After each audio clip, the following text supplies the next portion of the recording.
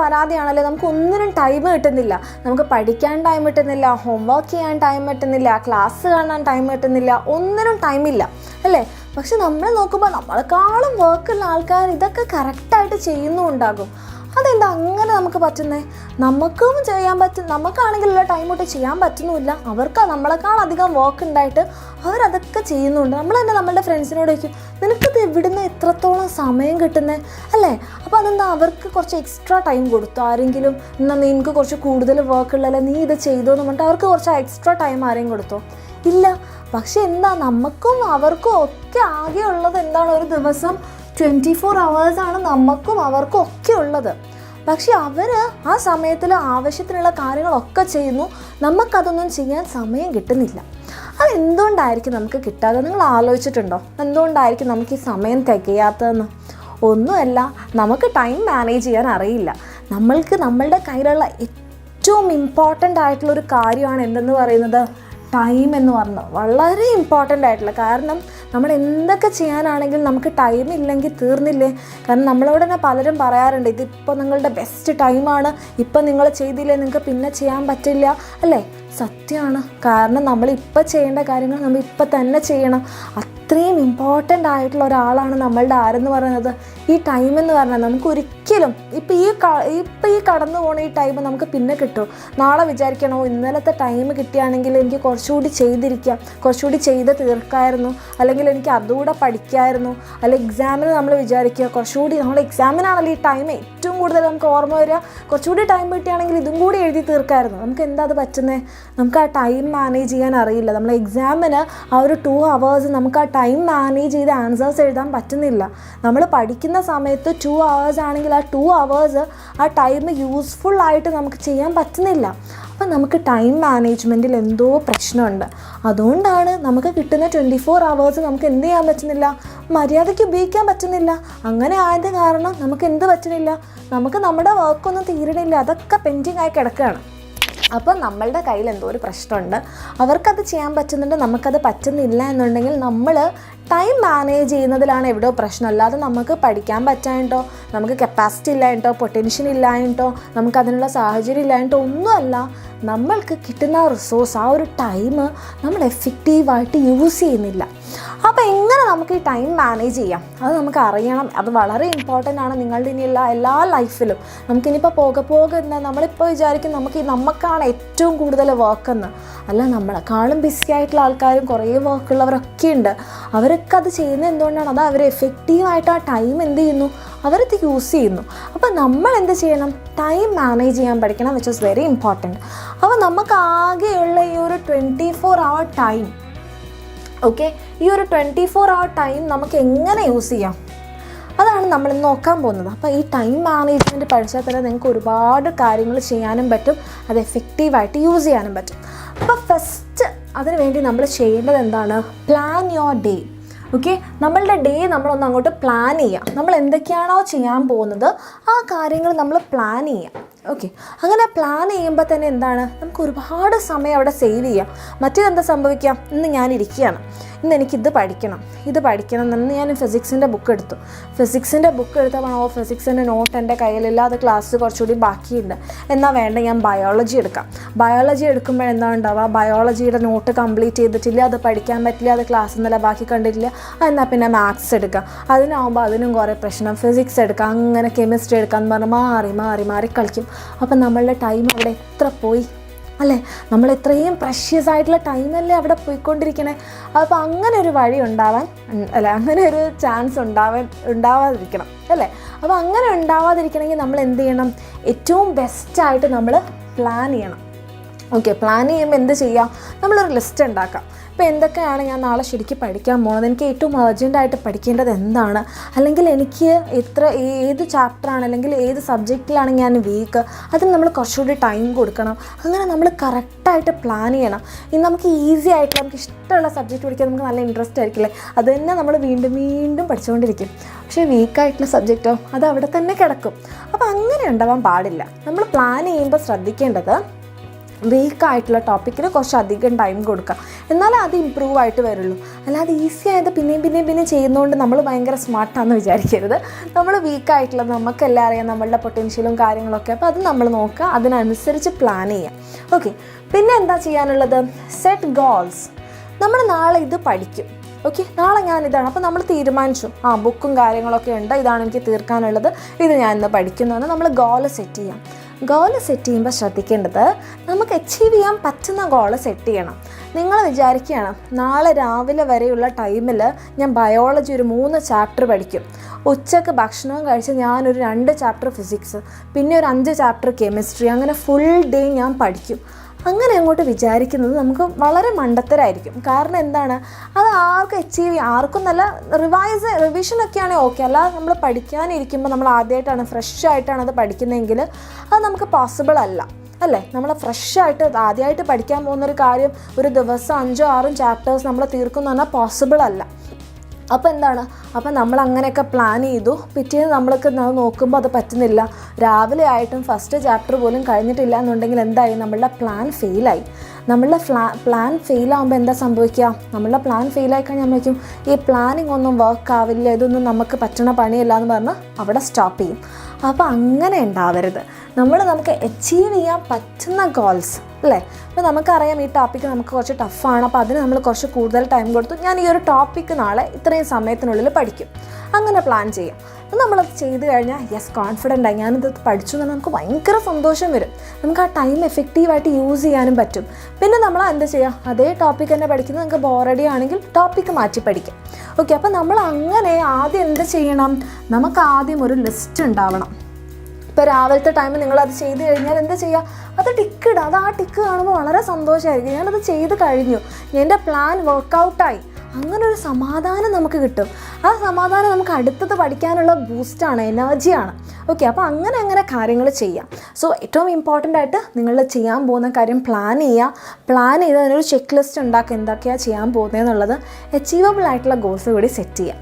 Okay, then നമുക്ക് next എന്ത് ചെയ്യാം? Prioritise the urgent. ഞാനിപ്പോൾ പറഞ്ഞു അല്ലേ, ഏറ്റവും ഇമ്പോർട്ടൻറ്റ് നമുക്ക് കുറേ കാര്യങ്ങളുണ്ട്. ഫിസിക്സ്, ബയോളജി, കെമിസ്ട്രി, മാത്സ് ഉണ്ടാവും, ലാംഗ്വേജസ് ഉണ്ടാവും. അപ്പോൾ നിങ്ങൾക്ക് ചിലപ്പോൾ ലാംഗ്വേജ് ഭയങ്കര ഇഷ്ടമുള്ള ഒരാളാണെങ്കിൽ എന്ത് ചെയ്യുക? എന്നാൽ ഇംഗ്ലീഷ് ബുക്ക് എടുത്ത് കുറച്ച് വായിക്കാം, ഹിന്ദി എടുത്ത് വായിക്കാം, കുറച്ച് മലയാളം കവിത പഠിക്കാം, അങ്ങനെയൊക്കെ നമുക്ക് തോന്നും. അത് നമ്മൾക്ക് ബാക്കിയുള്ള സബ്ജക്ട്സ് ഒന്നും ഇഷ്ടമല്ലെങ്കിൽ നമ്മൾ അതൊക്കെ സൈഡിൽ അങ്ങോട്ട് മാറ്റി നമ്മൾ ബാക്കിയൊക്കെ എടുത്ത് ഭയങ്കര പഠിത്തം. എല്ലാവരും കാണുമ്പോൾ പാവം കുട്ടി രാവിലെ മുതലിരുന്ന് പഠിക്കണം, പക്ഷെ നമ്മൾ വീക്കായിട്ടുള്ളതൊന്നും തൊട്ടിട്ടില്ല. അങ്ങനെ ചെയ്യരുത്. നമ്മളുടെ പ്രയോറിറ്റി എന്തായിരിക്കണം? നമ്മളുടെ വീക്കായിട്ടുള്ള സബ്ജക്റ്റ് നമുക്ക് അറിയാത്തതും ആയിരിക്കണം.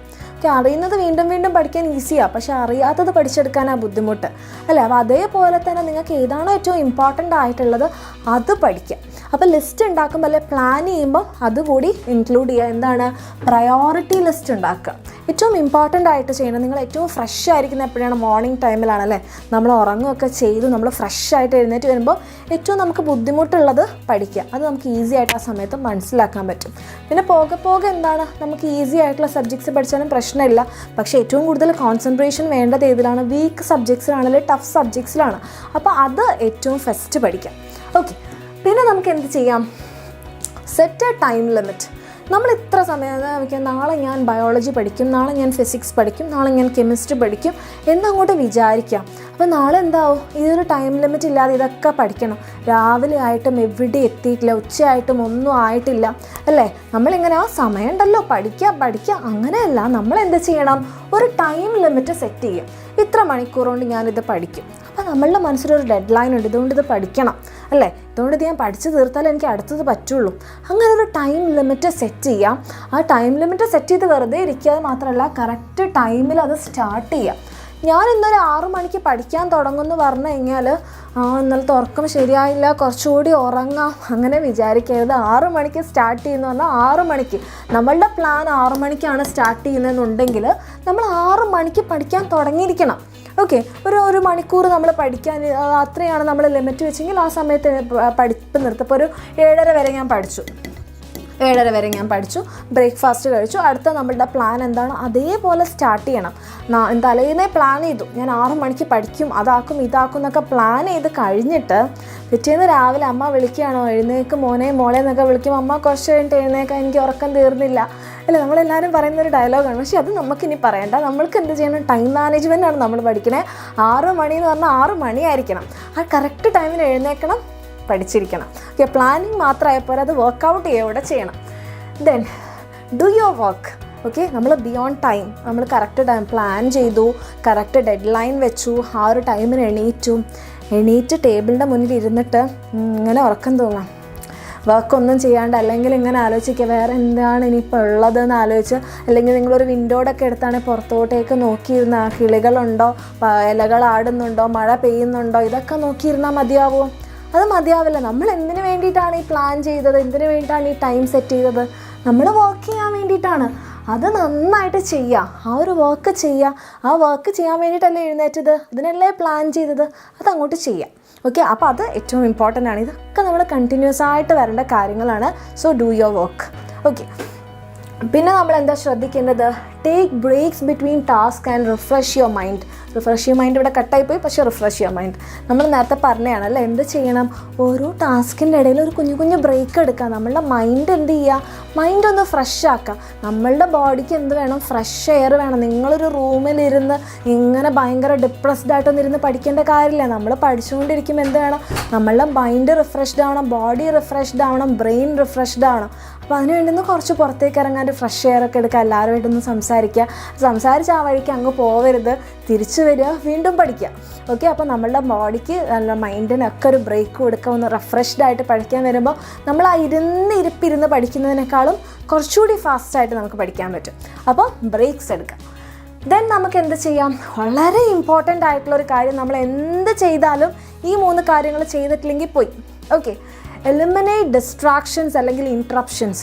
ആരെങ്കിലും നമ്മളുടെ ലൈഫിൽ ഒരുപാട് ഡിസ്ട്രാക്ഷൻസ് ഉണ്ടാവും അല്ലേ? നമുക്ക് മൊബൈൽ ഫോൺസ് ഒരു ഡിസ്ട്രാക്ഷനാണ്. പക്ഷേ നമുക്ക് മൊബൈൽ ഫോൺസ് ഒഴിവാക്കാൻ പറ്റുമോ? നിങ്ങളോട് ഇപ്പോൾ തീരെയും പറയാൻ കാര്യമില്ല. ഓൺലൈൻ ക്ലാസ് ആണ് മിസ്സേ, മൊബൈൽ ഇല്ലാണ്ട് ഞങ്ങൾ എങ്ങനെ പഠിക്കും അല്ല? ആ ഒരു ക്വസ്റ്റ്യൻ നിങ്ങൾ തിരിച്ചു ചോദിക്കും. അപ്പോൾ നിങ്ങൾക്ക് എന്ത് ചെയ്യാം? നിങ്ങൾക്ക് നോട്ടിഫിക്കേഷൻസ് ഓഫാക്കി വെക്കാം. അത് ചെയ്യാവുന്നതാണ്. പഠിക്കുന്ന സമയത്ത് നിങ്ങൾക്ക് ഇപ്പോൾ എന്താ പറയുക, ഓൺലൈൻ ക്ലാസ് ആണ്, ക്ലാസ് കാണാം. പക്ഷേ അതല്ലാതെ പല ഡിസ്ട്രാക്ഷൻസിൽ നിന്ന് നിങ്ങൾക്ക് ഇങ്ങനെ നോട്ടിഫിക്കേഷൻസ് വരില്ല. ഓരോ ആപ്പിൽ നിന്ന് ഇപ്പോൾ വാട്സാപ്പിൽ നിന്നാണെങ്കിൽ ഇങ്ങനെ മെസ്സേജ് ക്ലിങ് ക്ലിങ് ക്ലിങ് എന്ന് പറഞ്ഞൊരു സൗണ്ട് കേൾക്കുമ്പോൾ അത് തുറന്ന് നോക്കി അത് എന്താണെന്ന് അറിയാനൊരു ത്വര വരും അല്ലേ? അപ്പോൾ അത് ഒഴിവാക്കുക. ആ നോട്ടിഫിക്കേഷൻസ് ഒന്ന് ഓഫാക്കി വെക്കുക, അല്ലെങ്കിൽ വാട്സാപ്പ് ഓഫ് ചെയ്യുക, എന്തെങ്കിലും ചെയ്യാം. ഓക്കെ, വാട്സാപ്പ് മാത്രമല്ല, കുറേ ഫേസ്ബുക്ക് അങ്ങനത്തെ കുറേ ആപ്പ് ഉണ്ടാവും. അപ്പോൾ അതിൽ നിന്നൊക്കെ എന്ത് ചെയ്യുക? വേണ്ടാത്ത കാര്യങ്ങളാണെങ്കിൽ അതിൻ്റെ നോട്ടിഫിക്കേഷൻസ് ഓഫാക്കി വെക്കുക. പക്ഷേ മെയിലൊക്കെ ചെക്ക് ചെയ്യണം. നിങ്ങൾക്ക് ക്ലാസ്സുകളൊക്കെ വാട്സാപ്പിലാണ് വരുന്നതെന്നൊക്കെ എനിക്കറിയാം. അപ്പോൾ എന്താണ്? അപ്പോൾ നിങ്ങളൊരു ടൈം വെക്കുക, ഈ സമയത്ത് ഞാൻ ചെക്ക് ചെയ്യും. അല്ലെങ്കിൽ നിങ്ങൾക്ക് ടൈം ടേബിൾ കിട്ടുമല്ലോ, അപ്പോൾ ആ സമയത്ത് നോക്കുക. അതല്ലാതെയുള്ള ഡിസ്ട്രാക്ഷൻസ് ഒഴിവാക്കുക, ഇൻറ്ററപ്ഷൻസ് ഒഴിവാക്കുക. പിന്നെ നമുക്ക് എന്ത് ചെയ്യാം? Remove non essentials. നമ്മളുടെ ലൈഫിൽ എസെൻഷ്യൽ ആയിട്ടുള്ള കാര്യങ്ങളുണ്ടാവും, നോൺ എസെൻഷ്യൽ ആയിട്ടുള്ളതുണ്ടാവും, നിങ്ങൾക്കറിയാതെ. അപ്പോൾ നമ്മളുടെ സ്റ്റഡി ടേബിളിൻ്റെ മുകളിൽ നമുക്ക് ആവശ്യമില്ലാത്തതൊന്നും വേണ്ട, നമ്മളെ ഡിസ്ട്രാക്ട് ചെയ്യുന്ന കാര്യങ്ങളൊന്നും വേണ്ട അല്ലേ? ചിലപ്പോൾ ഒരു മിറർ ഉണ്ടാവും സ്റ്റഡി ടേബിളിൻ്റെ മുകളിൽ, അപ്പോൾ എടുത്തൊന്ന് വെറുതെ ഒന്ന് നോക്കിയൊക്കെ ഇരിക്കാനൊക്കെ തോന്നും. അത് വേണ്ട, അതങ്ങോട്ട് ഉള്ളൂ. അതൊരു നോൺ എസെൻഷ്യൽ കാര്യമാണ് അല്ലേ? ചിലപ്പോൾ എന്തെങ്കിലും ക്രീംസോ എന്തെങ്കിലും കാര്യങ്ങളുണ്ടാവും, അതൊന്നും എടുത്ത് കളിക്കാൻ തോന്നും. ചിലപ്പോൾ എന്തെങ്കിലും ബ്ലേഡോ സിസേഴ്സോ എന്തെങ്കിലും ഉണ്ടാവും, അതെടുത്തൊക്കെ വെട്ടി കളിക്കാനൊക്കെ തോന്നും. അങ്ങനത്തെ കാര്യങ്ങളൊക്കെ എന്ത് ചെയ്യാം? ഒഴിവാക്കുക. അങ്ങനത്തെ തിങ്സ് മാത്രമല്ല, അല്ലാതെ നമ്മളെ ഇൻറ്ററപ്റ്റ് ചെയ്യുന്ന കാര്യങ്ങളൊക്കെ അങ്ങോട്ട് ഒഴിവാക്കാം. പിന്നെ make A stop doing list. നമ്മൾ എന്തൊക്കെ ചെയ്യേണ്ടതെന്ന് ലിസ്റ്റ് ചെയ്തു, ഒരു ചെക്ക് ലിസ്റ്റൊക്കെ ഉണ്ടാക്കി പ്ലാനൊക്കെ ചെയ്തു, ചെയ്യാവുന്ന കാര്യങ്ങൾ. അതേപോലെ നിങ്ങൾക്ക് ഉണ്ടാക്കാവുന്ന ഒരു കാര്യമാണ് എന്ത്? ഒരു സ്റ്റോപ്പ് ഡൂയിങ് ലിസ്റ്റ്. ഇത്രയും കാര്യങ്ങൾ ഞാൻ ചെയ്യില്ല. ഓക്കെ, അത് നമ്മളുടെ മൈൻഡിൽ നമ്മൾ ഓർമ്മിപ്പിക്കണം. ഓക്കെ, ഇത്രയും കാര്യങ്ങൾ ചെയ്യില്ല എന്നുള്ളത് സ്റ്റോപ്പ് ഡൂയിങ് ലിസ്റ്റ് നിങ്ങൾക്ക് ഉണ്ടാക്കാം. ഇത് വളരെ ഇമ്പോർട്ടൻ്റ് ആണ് കേട്ടോ. കാരണം ഡിസ്ട്രാക്ഷൻസ് ഒരാൾക്ക് നമുക്ക് എന്ത് ചെയ്യാം? നമ്മളുടെ ടൈം കളയാം, നമ്മളുടെ മൈൻഡ് സ്പോയിൽ ചെയ്യാം. ചിലപ്പോൾ നിങ്ങൾക്ക് ഏതെങ്കിലും ഒരു മെസ്സേജോ എന്തെങ്കിലും ഒരു നോട്ടിഫിക്കേഷൻ, അല്ലെങ്കിൽ ചിലപ്പോൾ എന്തെങ്കിലും ന്യൂസ് ആയിരിക്കും. നമ്മൾക്കിപ്പോൾ യൂട്യൂബിൽ നിന്ന് അല്ലെങ്കിൽ ന്യൂസിൻ്റെ ആപ്പിൽ നിന്നൊക്കെ വരുന്ന എന്തെങ്കിലും ഒരു ന്യൂസ് ആയിരിക്കും, നമ്മളുടെ മൈൻഡ് അങ്ങനെ ഡൗൺ ചെയ്യും. അപ്പോൾ അങ്ങനത്തതൊക്കെ എന്ത് ചെയ്യാം? അങ്ങനത്തെ ഡിസ്ട്രാക്ഷൻസ് ഒക്കെ ഓഫാക്കി വെക്കാം. ഓക്കെ, എന്നിട്ട് നല്ല കോൺസെൻട്രേറ്റഡ് ആയിട്ട് ഇരുന്ന് പഠിക്കാം. അപ്പോൾ നമ്മൾക്ക് ഈ ഡിസ്ട്രാക്ഷൻസ് നമ്മളുടെ ടൈം കളയുന്ന മോസ്റ്റ് ഇമ്പോർട്ടൻ്റ് ആയിട്ടുള്ള ഒരാളാണ്. നമ്മളിപ്പോൾ ക്ലാസ് കാണണം, ശരി, ആ ക്ലാസ് കാണാൻ വേണ്ടി എടുക്കുമ്പോൾ അതിൻ്റെ ഇടയിൽ കൂടെ വേറെ ഡിസ്ട്രാക്ഷനിലേക്ക് നിങ്ങൾ പോകരുത്. അപ്പോൾ വാട്സാപ്പിലാണോ ക്ലാസ്, നിങ്ങൾ വാട്സാപ്പിൽ ക്ലാസ് കണ്ടു, പക്ഷേ അതിനിടയ്ക്ക് മെസ്സേജ് അയച്ച് കളിക്കാൻ വേണ്ടി പോകരുത്. യൂട്യൂബിലാണോ ക്ലാസ്, യൂട്യൂബിൽ ക്ലാസ് കണ്ടോ, അതിനിടയ്ക്ക് വേറെ വീഡിയോസ് കാണാൻ വേണ്ടി പോകരുത്. അപ്പോൾ അതാണ് ഞാൻ ഡിസ്ട്രാക്ഷൻസ് എന്ന് പറഞ്ഞത്. അല്ലാതെ നിങ്ങൾ എന്താ പറയുക ഗാഡ്ജറ്റ്സ് കംപ്ലീറ്റ് ഒഴിവാക്കുക, ക്ലാസ് കാണേണ്ട, മിസ്സ് പറഞ്ഞിട്ടുണ്ട് ഡിസ്ട്രാക്ഷനാണ് ഫോൺ അങ്ങോട്ട് ഒഴിവാക്കണം, അങ്ങനെയല്ല, വേണ്ടാത്ത കാര്യങ്ങൾ ഒഴിവാക്കാം. പിന്നെ നമുക്ക് എന്ത് ചെയ്യാം, നെവർ പാനിക് എന്ന് പറഞ്ഞാൽ പാനിക് ആവാനല്ല കേട്ടോ, പാനിക് ആവരുത്. അപ്പം നമ്മൾ പഠിക്കുന്നില്ല, അയ്യോ എനിക്ക് പഠിക്കാൻ പറ്റുന്നില്ല, അതാവുന്നു ഇതാവുന്നു, ക്ലാസ് കണ്ടിട്ട് മനസ്സിലാവുന്നില്ല, ഇതാവുന്നില്ല, ടെൻഷൻ അടിക്കുകയേ ചെയ്യരുത്. ഈ ടെൻഷൻ അടിക്കാൻ തുടങ്ങിക്കഴിഞ്ഞാൽ, പേടിയാവാൻ തുടങ്ങിക്കഴിഞ്ഞാൽ നമ്മളുടെ ടൈം പോണത് നമ്മളറിയില്ല. നമ്മളിങ്ങനെ ഇരിക്കും, നമുക്കിങ്ങനെ പേടിയായിക്കൊണ്ടേയിരിക്കും, പഠിപ്പ് നടക്കില്ല, ടൈം പോവും അല്ലേ, ഒന്നും നടക്കില്ല. നമ്മളുടെ ടെൻഷൻ ഇങ്ങനെ കൂടി നമുക്ക് വല്ല അസുഖവും വരും. അങ്ങനെയൊന്നും ആവരുത്, ടെൻഷൻ അടിക്കേണ്ട കാര്യമില്ല. നമ്മളെല്ലാവരും ഉണ്ട് നിങ്ങളുടെ കൂടെ. നിങ്ങൾ എന്തിനാ ടെൻഷൻ അടിക്കണ്ടേ? ഒരിക്കലും അതിൻ്റെ ആവശ്യമില്ല. ടെൻഷൻ അടിക്കാതെ സമാധാനത്തോടെ ഇരുന്ന് പഠിക്കുക. എന്ത് കാര്യം വന്നാലും നിങ്ങൾ ടെൻഷൻ ആവരുത്. ടെൻഷൻ ആയിക്കഴിഞ്ഞാൽ നിങ്ങളുടെ ബോഡിയിൽ പല പ്രശ്നങ്ങൾ വരും, പല അസുഖങ്ങൾ വരും, നിങ്ങളുടെ ടൈം പോവും, നിങ്ങൾക്ക് പഠിക്കാൻ പറ്റില്ല. So never get panic. ഒരിക്കലും പേടിക്കേണ്ട കാര്യമില്ല. നമ്മൾ സിസ്റ്റമാറ്റിക്കായിട്ട് ഇങ്ങനെ ടൈമൊക്കെ മാനേജ് ചെയ്ത് എല്ലാ ടിപ്സൊക്കെ കേട്ട് പഠിച്ചാൽ മതി. ഓക്കെ, ദെൻ നമുക്കിനി എന്താ ചെയ്യാം, പ്ലാൻ ടുമോറോസ് ടാസ്ക്. ഇന്നിപ്പോൾ നമ്മൾ ചെയ്തു, എല്ലാം അതേപോലെ ചെയ്തു. നാളത്തെ കാര്യങ്ങൾ ഇന്നേ പ്ലാൻ ചെയ്യാം. ഓക്കെ, നാളെ എന്താ ചെയ്യാനെന്നുള്ളത് നാളെ രാവിലെ എണീക്കട്ടെ, എന്നിട്ട് ഇരുന്നൊരു ലിസ്റ്റ് ഉണ്ടാക്കാൻ, നാളെ ഇരുന്ന് ഞാൻ അങ്ങോട്ട് പഠിക്കാം, അങ്ങനെ ചെയ്യരുത്. നമ്മൾ എന്ത് ചെയ്യണം, തലേന്ന് എന്ത് ചെയ്യാം, ഇന്ന് ഇത്രയും ഞാൻ ചെയ്തു, ഓക്കെ, ഇന്ന് ഇത്രയും ഞാൻ ചെയ്തു, നാളെ ഇനി ഇതിൻ്റെ കണ്ടിന്യൂഷനായിട്ട് ബാക്കി ഞാൻ ചെയ്യും. ഒരു പ്ലാൻ ഉണ്ടാക്കുക. അപ്പം നമ്മുടെ മൈൻഡ് എന്താവും, പ്രീസെറ്റ് ആവും. നമ്മൾ നാളെ ചെയ്യാൻ പോകുന്ന കാര്യങ്ങൾ നമ്മൾ സെറ്റ് ചെയ്തു. നമുക്കിനി നാളെ രാവിലെ അതോടെ ടൈം പോവില്ല, നാളെ രാവിലെ എഴുന്നേറ്റ് പ്ലാനിങ് അനുസരിച്ച് നമുക്ക് അങ്ങോട്ട് പോവാം. അപ്പോൾ അതേ കാര്യങ്ങൾ അതേപോലെ പ്ലാൻ ചെയ്ത് സെറ്റ് ചെയ്ത് പോവാം. അപ്പോൾ ഇത്രയൊക്കെ ചെയ്താൽ എന്തായി, നമ്മൾക്ക് നമ്മളുടെ ടൈം നല്ല എഫക്റ്റീവായിട്ട് യൂസ് ചെയ്യാം. നമ്മൾ വേണ്ടാത്തൊക്കെ ഒഴിവാക്കി, വേണ്ട കാര്യങ്ങളൊക്കെ കുറച്ചുകൂടി ഫോക്കസ്ഡായി അല്ലേ, നമുക്ക് ഈസി ആയിട്ട് പഠിക്കാം. നമ്മളുടെ ടൈം ബാക്കിയായിരിക്കും നമ്മുടെ കയ്യിൽ. അപ്പോൾ അങ്ങനത്തെ കാര്യങ്ങൾ എന്ത് ചെയ്യുക, ശ്രദ്ധിക്കുക. ഒരു നാളത്തെ കാര്യങ്ങൾ നമ്മളുടെ ലിസ്റ്റ് ഉണ്ടാക്കുക, നമ്മളുടെ മൈൻഡ് ഒന്ന് പ്രീസെറ്റ് ചെയ്യുക. അപ്പോൾ ഇത്രയൊക്കെ ചെയ്ത് കഴിഞ്ഞാൽ നിങ്ങൾക്ക് ടൈം എന്താവും, ആവശ്യത്തിലധികമായിരിക്കും. അപ്പോൾ നിങ്ങൾ അറിഞ്ഞു വേറെ എന്തെങ്കിലും ഹെൽപ്പ് വേണോ, നമ്മൾ ആരുടെയും അങ്ങോട്ട് ചോദിക്കും, നമ്മളുടെ പണിയൊക്കെ കഴിഞ്ഞു അല്ലേ. അപ്പോൾ നല്ല എഫക്റ്റീവായിട്ട് ടൈം മാനേജ് ചെയ്യാൻ ഈ കാര്യങ്ങളൊക്കെ ഫോളോ ചെയ്യാം. നമുക്ക് എല്ലാവർക്കും യൂസ്ഫുൾ ആയിരിക്കും. അപ്പം എല്ലാവർക്കും അങ്ങനെ ഒക്കെ പറ്റട്ടെ എന്ന് പറയുന്നു. Thank you.